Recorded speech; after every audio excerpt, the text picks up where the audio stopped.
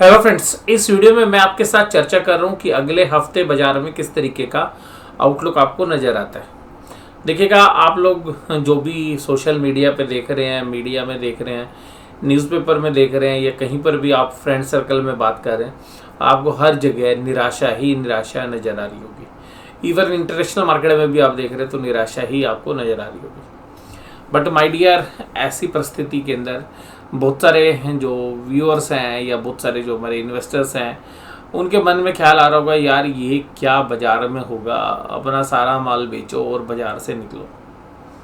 देखिएगा, ये हो सकता है कि अगर आपको बाज़ार में दोबारा नहीं आना है कभी भी, तो हो सकता है कि ये जो है सिचुएशन आपके लिए ठीक हो, लेकिन ये बाज़ार हमेशा ऐसा ही करता है। देखिएगा, जब बाज़ार में बड़ी तेज़ी होती है तो आप बेच नहीं पाते माल को। बहुत अच्छी तेज़ी थी जब हम आपके साथ बात करते थे और हम कहते थे कि भाई थोड़ा सा प्रॉफिट साइड में कर लीजिए, तो आप बिल्कुल करने के लिए तैयार नहीं थे। आई बाज़ार में वैल्यूशंस ठीक होने शुरू हुए हैं तो हम कह रहे हैं कि भाई थोड़ी ख़रीदारी बनती है, लेकिन जब आप खरीदोगे तो उसके बाद भी शेयर गिरेगा, ये पक्का है। कि आप किसी भी भाव में शेयर्स लें, जब बाज़ार गिर रहे होते हैं तो बाज़ार कब यू टर्न लेंगे ये किसी को नहीं पता। लेकिन बाज़ार में वैल्यूशन एक ऐसी चीज़ है जो आपको बताती है कि मार्जिन ऑफ सेफ्टी क्या होती है। तो आप अपनी मार्जिन ऑफ सेफ्टी से शेयर्स खरीद तो सकते हैं और मार्जिन ऑफ सेफ्टी को यूज़ करके शेयर्स को बेच तो सकते हैं, लेकिन बाज़ार किस दिन यू टर्न करेगा ये जो है बहुत ही मुश्किल काम है। तो बाज़ार की जो लॉन्ग टर्म वैल्यूशंस हैं वो इंपॉर्टेंट रोल प्ले करती हैं। कंपनियाँ अच्छा कर रही हैं, कंपनियाँ जब ख़राब करती हैं तब भी वो चलती हैं, जब कंपनी अच्छा करती हैं तब भी वो गिरती हैं। ये बाज़ार की विडंबना है। लेकिन मुझे पर्सनली ऐसा लगता है कि जब वैल्यूशंस रीज़नेबल हो तब इसको होल्ड करना जो है काफ़ी सही रहता है, और जिन कंपनीज़ में आप ग्रोथ की अपॉर्चुनिटीज़ देखते हैं तो वहाँ पर भी अच्छी वेल्थ क्रिएट होती है। लेकिन कुछ समय के लिए कुछ शेयर्स परफॉर्म नहीं करते, कभी कभी 1 साल या 1.5 साल तक नहीं करते, लेकिन उस समय पर एक अच्छे शेयर्स एक्यूमुलेट करना शायद सबसे अच्छी स्ट्रेटेजी जो है रहती है। कुछ शेयर्स जो हम लोग देखते हैं उन शेयर्स के अंदर भी हमें अभी ऐसा लगता है कि वैल्यूशंस अभी भी बहुत ज़्यादा है, लेकिन वहीं पर आपको ऐसे बाज़ार के अंदर कुछ शेयर्स ऐसे भी मिलेंगे जहाँ पर कि आपको वैल्यूशंस बड़ी रीज़नेबल मिलेगी, लेकिन ऐसी मात्रा जो है काफ़ी मुश्किल से मिलती है, ढूंढनी पड़ती है आपको, और आपको कन्विक्शन रखनी पड़ती है। तो बाज़ार में अगले हफ्ते क्या होगा ये शायद आप लोग सभी लोग मानते हैं कि बाज़ार काफ़ी वीक है। और ये देखिएगा, जब बाज़ार तेज़ी में था तो हम लोग कहते थे कि भाई बाज़ार महंगा हो गया, लेकिन लिक्विडिटी आ रही है बाज़ार में। देखिएगा, जब तक लिक्विडिटी आती रहेगी बाज़ार चलते रहेंगे। ये मैंने आपके साथ चर्चा भी की थी। और कभी कभी हमारा जो एनालिसिस है वो गलत इसलिए भी हुआ कि हमें वैल्यूशंस बहुत अनरीजनेबल लगते थे, या हमें लगता था कि बाज़ार जो है करेक्ट होना चाहिए, और हमारे अंदाजे से भी बाज़ार 400-500 पॉइंट जो है ज़्यादा ही चला। और मैं तो ये कहूँगा कि जो 17,000 से 18,000 की रैली हुई थी वो तो मतलब हम ये उम्मीद ही नहीं करते थे कि इतनी तेज़ी से हो जाएगी। लेकिन बाज़ार में जब बुल ट्रेंड होता है तो नए नए टारगेट्स आते हैं। आपने देखा भी होगा पिछले साल, जो इवन हमारे भी यहाँ पे जो कमेंट्स करते थे कि ये 20,000 तो अभी हो जाएगा 10 दिन में, 5 दिन में, कुछ लोग 25,000 का टारगेट देते थे निफ्टी का। और इसी तरीके से जब बाज़ार गिरने लगता है तो लोग 10,000 का टारगेट देना शुरू कर दिया होगा अभी, और कुछ लोग कहते हैं कि 15,000 हो जाएगा, कुछ लोग बोलते हैं 12,000। देखिएगा, ये सब चीज़ें फालतू की बातें हैं। मैं तो यही कहूँगा, आप अपनी समझ से देखेंगे तो मुझे जो पर्सनली लगता है वो मैं आज आपके साथ शेयर करूँगा इस वीडियो के अंदर। बाज़ार के अंदर मैं ये मानता हूँ कि वैल्यूशंस स्ट्रेच हो गई थी, बाज़ार में लिक्विडिटी ज़्यादा थी और पैसा बेइंतहा रहा था। तो आप कहीं पर भी देख लीजिएगा किसी भी एसेट्स क्लास को, सरकारों के पास कोई चारा नहीं था कि कोविड से लड़ने के लिए कि भाई लोग भूखे मर जाएंगे, नहीं तो पैसा छापो। तो उन्होंने पैसा खूब छापा। अब वो जो पैसा छापा तो वो बाज़ारों के अंदर आया, और उसकी वजह से आप देखिएगा कि चारों तरफ महंगाई जो है निकलती हुई आपको जो है सेंट्रल बैंक्स की पहुंच से बाहर निकलती हुई नज़र आई। लेकिन ख़ास बात ये रही कि लोग ऐसा नहीं रहा कि भाई लोगों को खाने की चीज़ें नहीं मिल रही है, दवाइयाँ नहीं मिल रही, क्योंकि सरकार ने लिक्विडिटी पर्याप्त मात्रा में उपलब्ध कराई, ना केवल इंडिया में बल्कि वर्ल्ड में। अब वो जो लिक्विडिटी आई, अब जब सब कोविड ख़त्म होने की ओर है, तो जब सारी इकोनॉमीज ओपन हुई है तो वो इन्फ्लेशन अब फूड की तरफ आ गई है। उसके बाद यूक्रेन और रशिया का जो युद्ध है उसने आग में घी डालने का काम कर दिया। तो अब ये जो सारी महंगाई है ये सेंट्रल बैंक्स के कंट्रोल से बाहर है। मैं आपको खुद बोल रहा हूँ कि शायद मोदी गवर्नमेंट ने कभी सोचा भी नहीं होगा कि भाई हम ऐसे इंटरेस्ट बढ़ाएंगे। गवर्नमेंट रियल इन्फ्लेशन के डेटा से जो है आंख बंद करे हुए थी, लेकिन जब उसके सर पे पानी आ गया, और मैंने पीछे भी कहा था कि जब सर पे पानी आएगा ना तो भैया बढ़ाना ही पड़ेगा। अब रेट ऑफ इंटरेस्ट बढ़ गए, अब लोग ये कहेंगे जी देखो आधा % और बढ़ जाएगा, 1% और बढ़ जाएगा।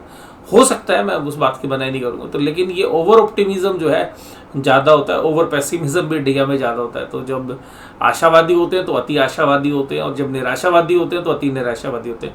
बट मुझे लगता है कि एक बैलेंस अप्रोच के साथ ही जो है काम करना चाहिए।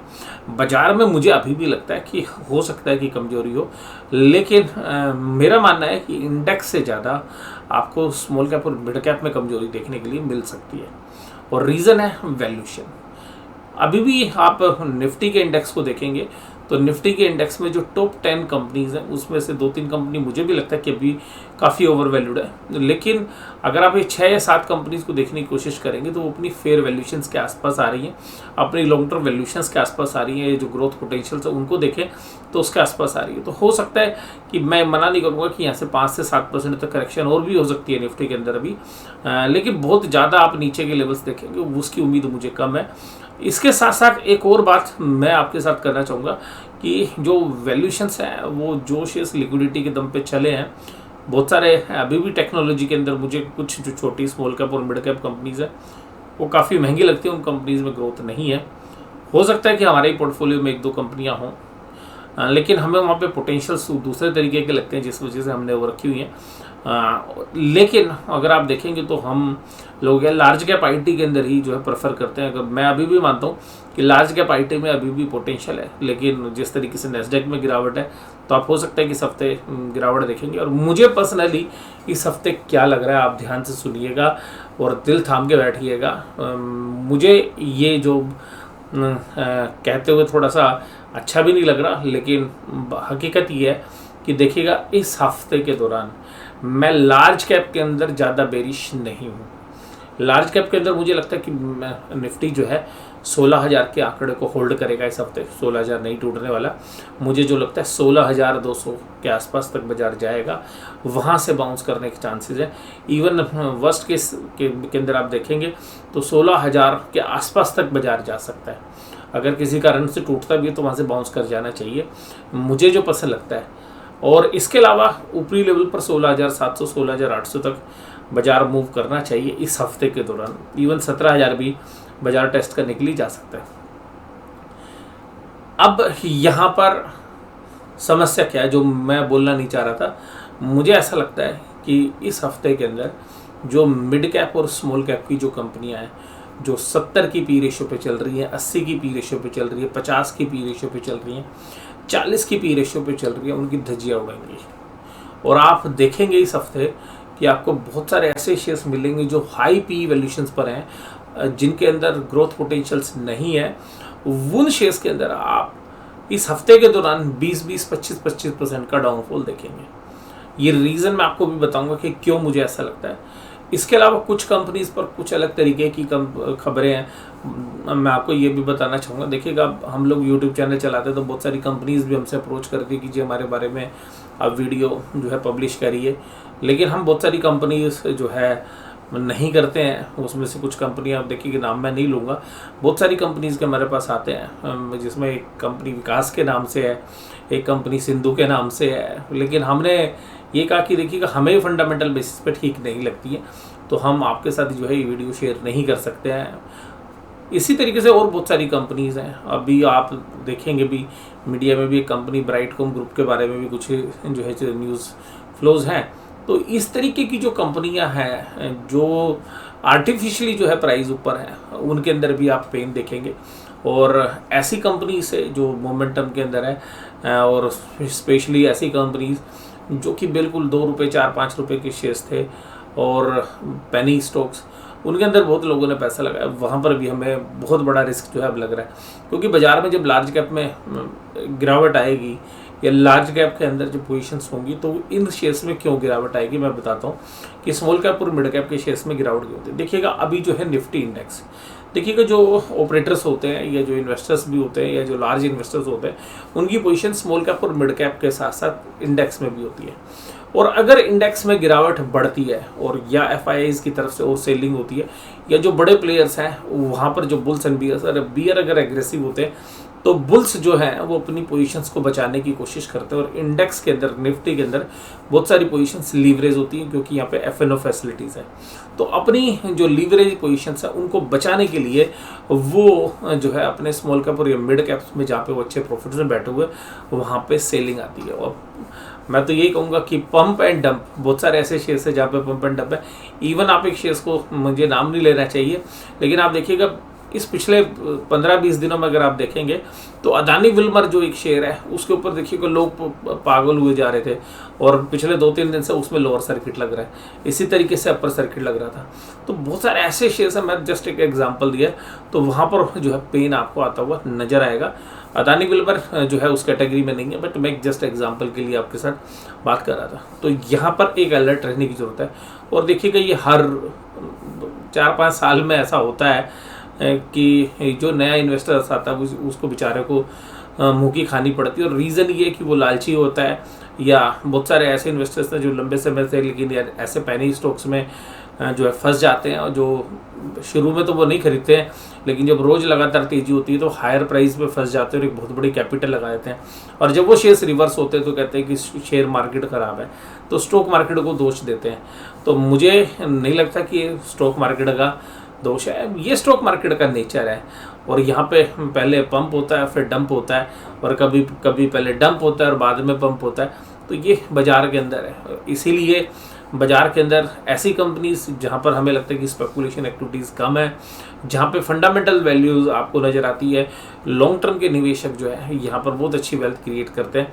और मुझे लगता है कि यहाँ पे जो वेल्थ क्रिएट होती है जो स्टॉक मार्केट में स्पेशली, वो सबसे पहले जो है लॉन्ग टर्म इन्वेस्टर्स की होती है। लेकिन लॉन्ग टर्म विज़न के साथ साथ आपको जो है उसकी समझ होनी चाहिए कि बाज़ार जो है हर तरीके के मौसम से गुजरेगा। और ये वीडियो मैं आपको इस समय पर इसलिए भी जो है शेयर कर रहा हूँ क्योंकि बाज़ार में इस समय पर जिस तरीके से सोशल मीडिया पे पैनिक क्रिएट किया गया है, वो शायद ज़्यादा चिंता का विषय हो सकता है कि भाई लोग पैनिक में और सेल करें।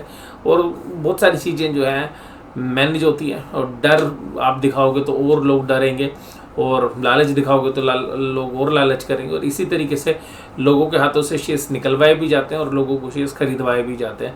और ये बाज़ार की परंपरा है। तो मुझे ऐसा लगता है कि बाज़ार के अंदर एक डिसिप्लिन के साथ आप काम करेंगे और कोई बड़ा पैनिक लेने की ज़रूरत नहीं। आप ट्रेडर्स हैं तो स्टॉप लॉस के साथ काम करिए, और अगर आप इन्वेस्टर्स हैं, देखिएगा दोनों कैटेगरी अलग हैं।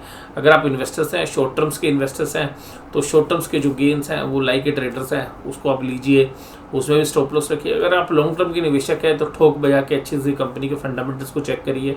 देखिए वो शेयर्स ऊपर भी जाएंगे आप बेचेंगे नहीं, नीचे जाएंगे तो आप डरेंगे नहीं। यही लॉन्ग टर्म इन्वेस्टमेंट में आप अपने टारगेट्स को जब अचीव करें तब उससे एग्जिट करिएगा। और आप लोग जानते हैं मेरे चैनल के साथ आप जुड़े भी हुए हैं, हमने बहुत बार बहुत सारे शेयर से एग्जिट भी किया है, क्योंकि मुझे ऐसा लगता है कि सोशल मीडिया में और इवन न्यूज़ चैनल्स के अंदर भी लोग आपको केवल खरीदने की बात करते हैं, ये खरीद लो वो खरीद लो। मैं शायद ऐसा आपके साथ संवाद करता रहूं कि भाई साहब बेचिए भी, और हो सकता है कि बहुत सारे शेयर्स हम खरीदें और वो अभी और नीचे करेक्ट हो जाए इवन इन प्राइस पे भी। लेकिन अगर हम इसको इन्वेस्टमेंट के एंगल से खरीद रहे हैं और हमें पता है कि हमारा इन्वेस्टमेंट ओरिजिन का शेयर है, तो वो शेयर्स जो है आपको रिटर्न्स देगा ही देगा। हो सकता है कि पोर्टफोलियो में से 20 शेयर्स में से 5 शेयर्स ना चलें, 5 शेयर्स जो है अंडर परफॉर्म करें, लेकिन अगर 10 शेयर्स आपके मल्टीफोल्ड हो जाते हैं तो वो सबकी बराबरी कर देते हैं। ये बाज़ार के अंदर आपको समझना पड़ेगा, और बहुत सारी चीज़ें जो हैं बाज़ार के अंदर लॉन्ग टर्म में सेटल हो जाती हैं। शॉर्ट टर्म जो है हमेशा जो है डाइसी रहता है, इस बात को आप समझिएगा। और जो लालच और डर है वो शॉर्ट टर्म्स में ज़्यादा होता है। जितना अपना टाइम पीरियड या टाइम ओरिजिन बड़ा करेंगे, जितना आप अपने अंदर पेशेंस रखेंगे, उतना ही शायद आपके लिए ज़्यादा कंफर्ट होगा। ये मैं स्पेशली इन्वेस्टर्स के लिए बोल रहा हूँ। और ट्रेडर्स तो देखिएगा जिधर मूवमेंट हो उधर प्ले करिए विद स्टॉप लॉस, और वो तो उनको तो वही 2-4-5% प्रॉफिट कमाना है, उसका आप टारगेट रखिए या ट्रेल करिए अपने प्रॉफिट्स को, बट इन्वेस्टमेंट का होरिजन्स अलग है और लॉन्ग टर्म इन्वेस्टमेंट का जो होरिजन्स उस एंगल से अगर आप सोचेंगे तो स्टैगर्ड मैनर में बाय करिए, स्टैगर्ड मैनर में सेल करिए, इस SIP मोड के अंदर इन्वेस्ट करिए, SWP मॉडल में यानी कि सिस्टमेटिकल विड्रॉल प्लान के हिसाब से आप सेल करिए। मुझे लगता है कि बाज़ार में अभी भी बहुत पोटेंशियल है और बाज़ार में वैल्यूशन हालांकि थोड़ा से अब जो फंडामेंटल्स ख़राब हुए हैं और रेट ऑफ इंटरेस्ट की वजह से बाज़ार में एक फंडामेंटल रीजंस है जिसकी वजह से थोड़ा सा पेन देखने के लिए मिल रहा है, लेकिन बाज़ार आपको ज़्यादा पेन दिखा देता है और ज़्यादा गेन दिखा देता है, तो ज़्यादा पेन में आप डर जाते हैं, अपना माल छोड़ देते हैं, ज़्यादा गेन में आप लालच करते हैं, पहले अपना माल बेच देते हैं, फिर और गेन होता है, फिर उन्हीं शेयर्स को दोबारा से ऊपरी प्राइस पे खरीद लेते हैं। और ये बाज़ार की विडंबना है और शायद इसी वजह से बहुत सारे जो व्यूअर्स हैं या जो बहुत सारे इन्वेस्टर्स हैं उनको पता होता है कि वैसे प्रॉफिट बन रहा है तो प्रॉफिट कटता नहीं है, लॉस होता है तो वो लॉस भी बुक नहीं करते, लेकिन जब ज़्यादा लॉस हो जाता है तो उनको लगता है कि तो ज़िंदगी तबाह हो जाएगी और वैसे शेयर्स को बेच दो, और जिस दिन से आप शेयर बेचोगे उसके 2-4 दिन बाद ही शेयर्स रिवर्स करना शुरू होते हैं। ये मैं अपनी स्टॉक मार्केट की जर्नी में जो सीखा है वो एक्सपीरियंस मैं आपके साथ शेयर कर रहा हूँ, और मैं ये मानता हूँ कि बाज़ार में कूल रहने की ज़्यादा ज़रूरत है, एक्साइटेड होने की ज़्यादा ज़रूरत नहीं है, समझदारी से काम लेने की ज़्यादा ज़रूरत है। फंडामेंटल साउंड कंपनी के साथ बने रहिएगा, और मुझे लगता है कि अभी भी अगर आप के अंदर कॉन्फिडेंस नहीं आ रहा है कि यार बाज़ार महंगा, तो बेचने की बजाय आप अपना जो निवेश करने वाला अमाउंट उसको होल्ड कर सकते हैं, वो आप सही समय पर लगा सकते हैं। पोजीशंस को लीवरेज मत रखिएगा, उधारी के पैसे से खरीदोगे तो भैया मार निश्चित है, उसमें फिर आपको कोई नहीं बचा सकता, और उधारी के पैसे का जो अंत है वो बुरा होता है। शेयर मार्केट में बाकी जगह उधारी के पैसे से धंधा हो सकता है, लेकिन शेयर मार्केट में उधारी के धंधे से पैसा करना, धंधा चलाना या लंबे समय तक निवेश करना बहुत ही मुश्किल काम है, इसलिए लीवरेज से दूर रहिएगा। और अभी मुझे पर्सनली ऐसा लगता है कि वैल्यूशंस जब आपको रीजनेबल लगे तब आप एंट्री कर लीजिएगा, बट पैनिक में ना तो सेल करना चाहिए और ना ही बहुत लालच के अंदर ज़्यादा बाय करना चाहिए। तो मुझे लगता है कि डिसिप्लिन है, और मैं अभी आपको बता रहा हूँ कि मैं अभी पर्सनली भी हर डिप के अंदर एक बाइंग अपॉर्चुनिटी देखूंगा, लेकिन एक साइजेबल डिप के बाद। मान लीजिए अगर कोई शेयर्स मैंने 100 रुपये का लिया है और मुझे लगता है कि यार ये 90 रुपये में मैं दोबारा लूँगा, तो मैं फिर 90 का इंतजार करूँगा, नहीं आएगा तो कोई बात नहीं, मेरी 100 रुपये वाली चीज़ ऊपर चली जाएगी। तो ये बहुत सारी बातें हैं जो स्टॉक मार्केट के अंदर आपके लिए प्ले करती हैं। आपको ये कैसा लगा, ये जो सारा संवाद मैंने आपके साथ किया, जरूर से जरूर मुझे कमेंट बॉक्स में बताइए। वीडियो देखने धन्यवाद, थैंक यू वेरी मच।